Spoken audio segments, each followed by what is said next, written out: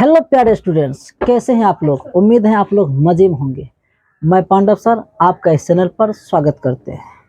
आज की इस वीडियो में मैं आप लोगों के बीच बिहार बोर्ड की क्लास 12th का इंग्लिश में पहला chapter Indian civilisation and culture को लेकर आए हैं। इस चैप्टर तो देखिए, ये जो आपका इंग्लिश का पहला चैप्टर है इंडियन सिविलाइजेशन एंड कल्चर, यह एक सारांश है। इंग्लिश में से हम लोग समरी कहते हैं और आपका जो एग्ज़ाम होंगे उसमें से समरी निश्चित रूप से आता है, इसलिए ये आपके एग्ज़ाम के लिए बहुत ही महत्वपूर्ण चीज़ है।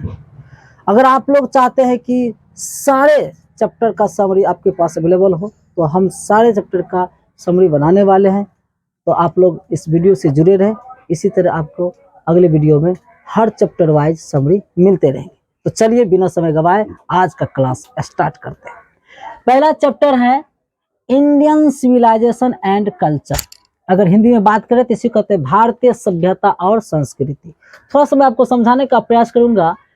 भारतीय सभ्यता और संस्कृति, सभ्यता का मतलब होता है किसी भी देश के अंदर या किसी भी समाज के अंदर रहने का एक जो रिवाज होता है, लोगों का जो रहने की रिवाज होता है, उसी को हम लोग क्या कहते हैं, सभ्यता कहते हैं। संस्कृति भी एक प्रकार से वही बात हो गई, वहाँ के लोगों के अंदर कैसा गुण है, भाव है, स्वभाव है, उसको हम लोग क्या कहते हैं, संस्कृति कहते हैं। यानी हम अपने पूर्वजों के कहे अनुसार, पूर्वजों के बनाए नियमों के अनुसार चलते हैं, उसको पालन भी करते हैं, ठीक है। तो उसी को हम लोग क्या कहते हैं, संस्कृति कहते हैं। जब हम लोगों की बिरादरी से कोई अपना ही परिजन को अचानक कुछ हो जाती है, यानी मृत्यु हो जाती है, तो उसके लिए मुंडन करवाना जरूर होता है, जैसे कि मैं देख सकते हैं, ठीक है। ये क्या है, ये संस्कृति है।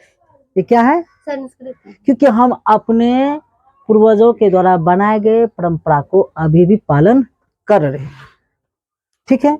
इसी चीज को हम इस चैप्टर में आज पढ़ने वाले हैं। तो इंडियन सिविलाइजेशन एंड कल्चर के जो राइटर है, लेखक है, वो कौन है, महात्मा गांधी। अब थोड़ा इसका जन्मदिन के बारे में बात कर लेते हैं। बॉर्न मीन्स होता है जन्म। इनका जो जन्म हुआ था 2 अक्टूबर 1869 एट पोरबंदर इन गुजरात। इसका जन्म हुआ था गुजरात के पोरबंदर नामक गांव में 2 अक्टूबर 1869 को हुआ था। अब इसका डेड मतलब मृत्यु, इनका निधन जो हुआ था, यहाँ पे है 30 जनवरी 1948 इन कंपाउंड ऑफ बिरला। मतलब इसका जो मृत्यु हुआ था वो बिरला के कंपाउंड में हुआ था, ठीक है। यानी 30 जनवरी 1948 को महात्मा गांधी की क्या हो जाती है, मृत्यु हो जाती है। चलिए अब हम लोग आते हैं इस चैप्टर के समरी पर, जो अब आप लोगों को ध्यान से सुनना है। देखिए इसको हम बड़ा ही इसको हम लोग आसान बनाने के लिए मैंने क्या किया है, एक जगह इंग्लिश है तो एक जगह उसका क्या है, हिंदी भी है। आप लोगों को परीक्षा में सिर्फ इंग्लिश में लिखना है, हिंदी में नहीं। हिंदी में यहाँ पे हम इसलिए लिखे हैं ताकि आप लोग इसको बढ़िया से पढ़ के समझ पाओ कि जो चीज़ हम पढ़ रहे हैं वो वास्तव में है क्या। कभी कभी क्या होता है कि हम लोग सिर्फ पढ़ते हैं लेकिन उसका कोई मतलब ही नहीं समझ पाते, तो पढ़ा हुआ बेकार हो जाता है।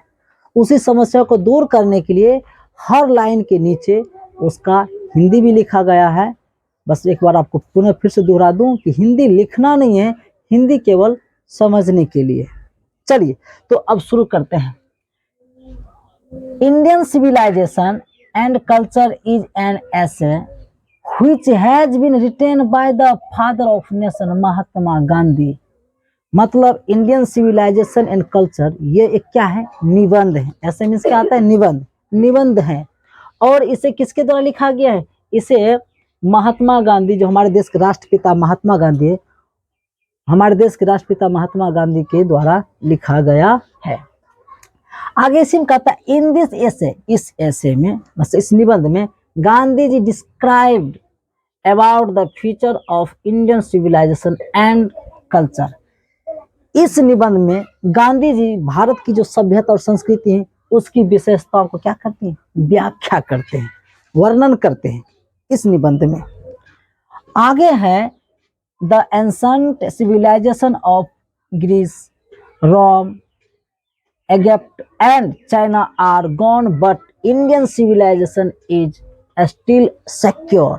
इसका मतलब ये हुआ कि यूनान, रोम, मिस्र और चीन की सभ्यता समाप्त हो गई। यहाँ पे लिखा है ना, गॉन मतलब यहाँ से गायब हो चुका है। चीन जैसे देशों से, ग्रीस जो अब रोम, मिस्र देश, यहाँ पे उसकी जो संस्कृति सभ्यता थी उस सब देशों का, वो सब क्या हो गई है, समाप्त हो गए हैं। लेकिन इंडिया ही एक ऐसी है, नहीं भारत देश ही एक ऐसा देश है जहां पर अभी भी भारत की सभ्यता और संस्कृति सुरक्षित है। बात समझ में आई? ये महात्मा गांधी जी के द्वारा बताया जा रहा है। आगे बढ़ते हैं।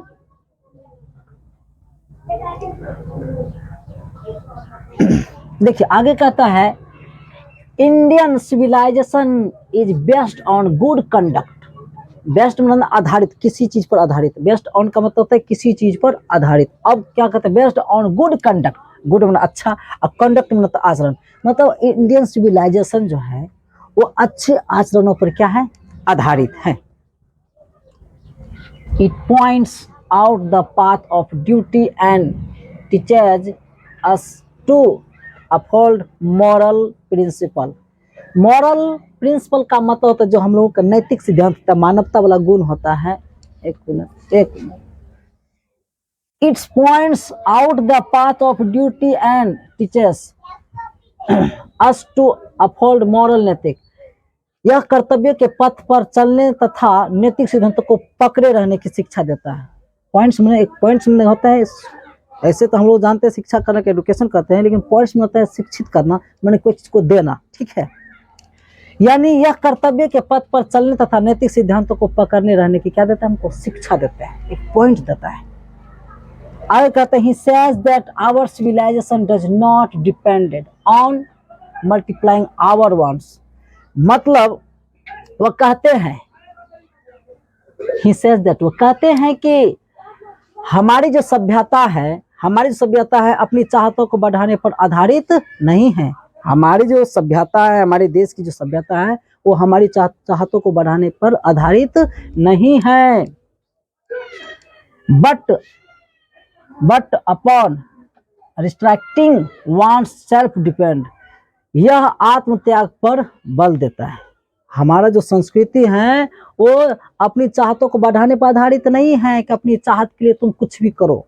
यहाँ तो हमारे यही तो खासियत हमारे देश की संस्कृति का, यहाँ की ऐसी चाहत है कि लोग अपनी चाहत को बढ़ाने के लिए नहीं, दूसरों को चाहत को पूरा करने के लिए काम करते हैं। कभी कभी तो कुछ लोग दूसरों को चाहत पूर्ण होने के लिए अपनी चाहत को क्या कर देते हैं, कुर्बानी कर देते हैं। ऐसा है हमारा देश।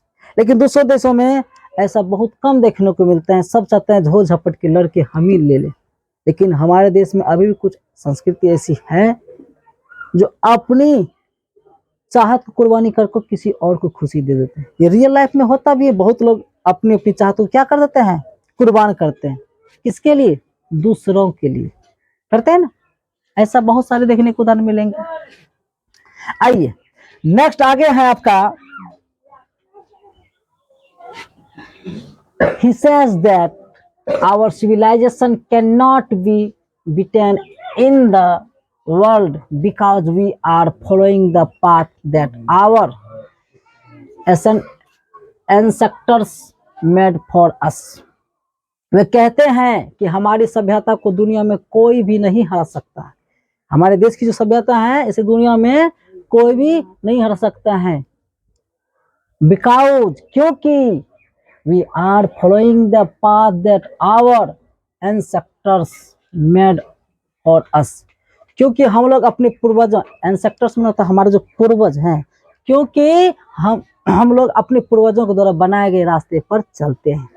इससे पहले हम लोग इसके बारे में बातचीत कर चुके हैं कि किस तरह से हम लोग अपने पूर्वजों के बनाए हुए राह पे चलते हैं। इसी को तो कहते हैं अपनी संस्कृति को बचाए रखना। लेकिन अब ये भी हमारे देश से धीरे धीरे उठते जा रहे हैं। दिन प्रतिदिन देख रहे हैं लोगों में अब जो है विदेशी वाला गुण आ रहे हैं। लोग कॉपी करने में लग चुके हैं विदेशियों का, है ना। छोटे छोटे वस्त्र पहनना, अभी जो हम लोग वस्त्र पहनते ये सारे के सारे हमको लगता है विदेशी वस्त्र हो गए।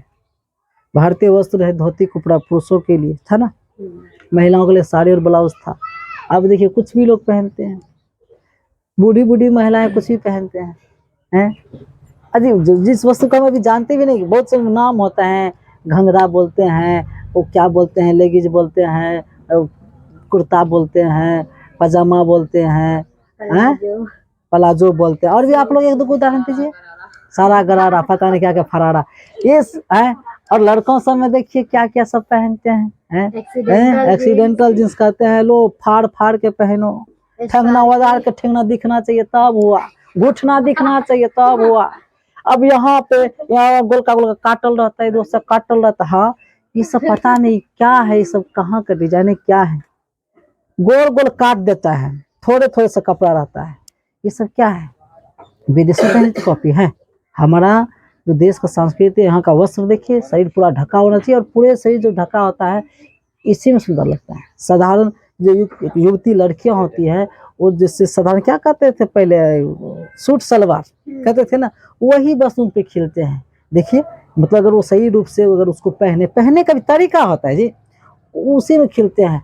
अभी पता नहीं लोग क्या क्या पहनते हैं, इतने छोटे छोटे वस्त्र, जैसे लगता है कपड़ों की कमी पड़ गई है। ठीक है। Gandhi ji says that mind is restless bird, the more it gets the more its want and remains unsatisfied। Unsatisfied होना, वो संतुष्ट है। कहते इसमें गांधी जी कहते हैं कि मनुष्य का दिमाग एक बेचैन चिड़िया है। मनुष्य का जब कल का दिमाग जो होगी वो बेचैन चिड़ियों की तरह होगी, व्याकुल है, बेचैन है, इससे जितना ही मिलता है उतना ही चाहता है, फिर भी वो संतुष्ट रहता है। ठीक है।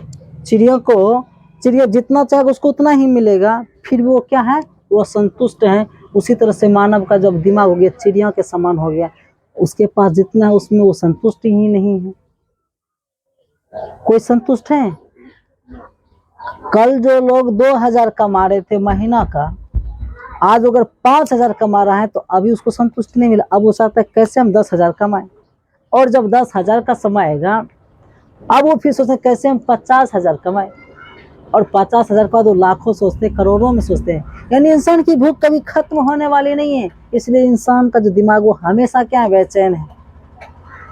अमीरी और गरीबी की पहचान की अगर बात करें तो किसी ने हमसे पूछा अमीर क्या होता है और गरीब क्या होता है। अमीर किसे कह सकते हैं हम लोग? पैसे वाले को कहेंगे क्या? एकदम इस बात को हम काट करते हैं। हम पैसे वाले को हम पैसे वाले को अमीर कभी कह ही नहीं सकते। ठीक है। और गरीब किसको कहते हैं, अमीर किसको कहते हैं? असल में क्या हो गया, देखिए असल में अमीर वो है जिसके अंदर संतुष्टि है। अमीर वो होते जिसके अंदर क्या है, संतुष्टि है। जिसके अंदर संतुष्टि नहीं तो दुनिया का सबसे गरीब वो है, एक नंबर का गरीब है वो। कोई अगर करोड़ों रुपया कमा रहा है तो वो गरीब है, क्योंकि वो करोड़ कमाने के बाद और भी रात दिन दिमाग से और कितना अधिक से अधिक पैसा कमाया जाए, माने अभी भी उसके पास संतुष्टि नाम की चीज नहीं है, वो सेटिस्फाइड नहीं है अपने लाइफ में। और जो अपने लाइफ में कभी सेटिस्फाइड नहीं हो पाए उसको अमीर कभी कह ही नहीं सकते। समझे मेरी बात? अगर आपको रोटी मिलती है, चावल मिलती हैं और खा के आपको उसमें सुकून मिलता है, आराम से सोते हैं, फिर सुबह जगते हैं, फिर अपना कार्य करते हैं, चावल दाल साग सब्जी रोटी खाते हैं, आराम से सोते हैं, यानी आपके अंदर संतुष्टि, आप जो भी खाते उसी में खुशी है, जो पहनते आपको उसी में खुशी है, तो आप याद रखना आप सबसे बड़े अमीर हो। लेकिन कुछ लोग ऐसे हैं कि जो खा भी रहे हैं रो रो के खा रहे, हमारा नसीबे में यही है। जो पहन रहे हैं हमारा किस्मते खराब है, नहीं तो हम रोन के लाख रुपया का टी शर्ट पहनते हैं, घंगरा शर्ट खरीदते, क्या क्या सब है कपड़े। लोग करोड़ों का भी कपड़ा पहनते हैं, बोलिए करोड़ों में क्या है जी? हम तो अपने शरीर को 200 रुपया से भी ढक सकते हैं, लेकिन हमारे अंदर की भूख कभी खत्म नहीं होती है।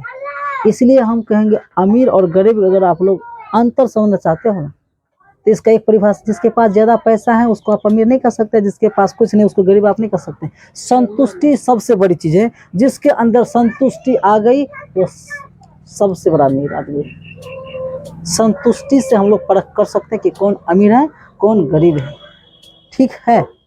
एक भिखारी हमारे द्वार पे आते हैं और वो भीख मांगते हैं, ठीक है, हम उसको एक रोटी देते हैं और वो एक रोटी के बदले 1000 दुआएं देके जाते हैं। पता नहीं चला कि गरीब हम थे कि गरीब वो थे।